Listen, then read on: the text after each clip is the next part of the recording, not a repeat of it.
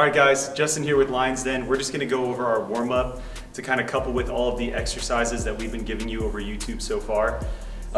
First thing that we would recommend is getting the heart rate up for about 2 minutes. So if you have a rower or a bike, you could definitely do that. If not, jumping jacks, jogging in place, high knees, anything like that would definitely help you. Just 2 minutes of that to get the heart rate up, and then we'll jump right into our warm-up. So the dynamic warm-up is gonna look a little bit like this. First thing we're gonna do is a Spider-Man lunge. I like to do it traveling, but you could do it in place as well.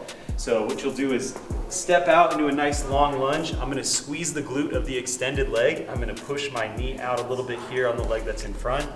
Plant both hands like this.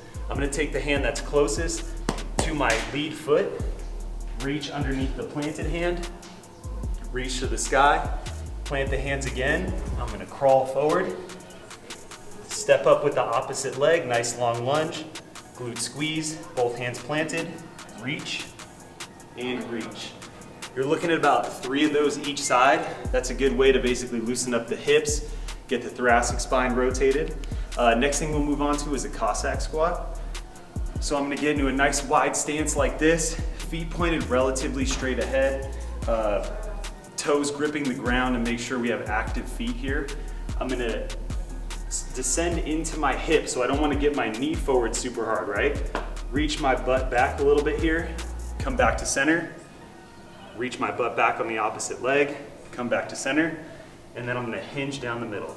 Again, 3 each side is a good way to get the heart rate up, get the hips loose, adductors loose. Next thing we're gonna move on to is an inchworm. So what I'll do is start with my feet relatively close together, try to keep my legs straight, reach down to the ground in a hinge, walk my hands out, and then I'm gonna walk my feet toward my hand. Notice how straight I attempt to keep my legs here to get a good hamstring stretch, and then walk back to that push-up position. Walk, walk, okay? Again, anywhere from 3 to 5 of these is a good way to warm up the posterior chain. Next thing we're gonna do is a duck walk. So what I'll do is get into the bottom of my squat. I like to put my hands behind my head to kind of push my head against my hands and activate my posterior chain. Try to keep the feet straight ahead, and I'm just walking. Just like that. All right. Next thing we're gonna move on to is some core work. First thing we're gonna do is just lie down on our back, one hand on our chest, one hand on our stomach, and I'm just gonna breathe into my belly.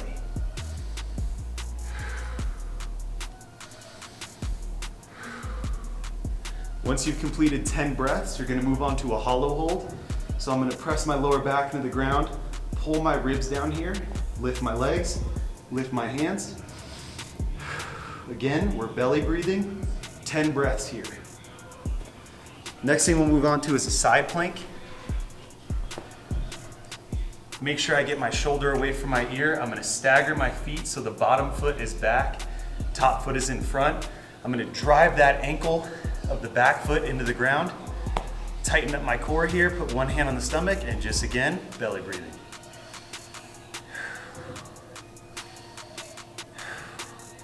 And if you do one side, obviously you gotta do the other side. So we'll switch here, shoulder away from ear, staggered feet, push into the ground with that ankle and that forearm, hand on the belly.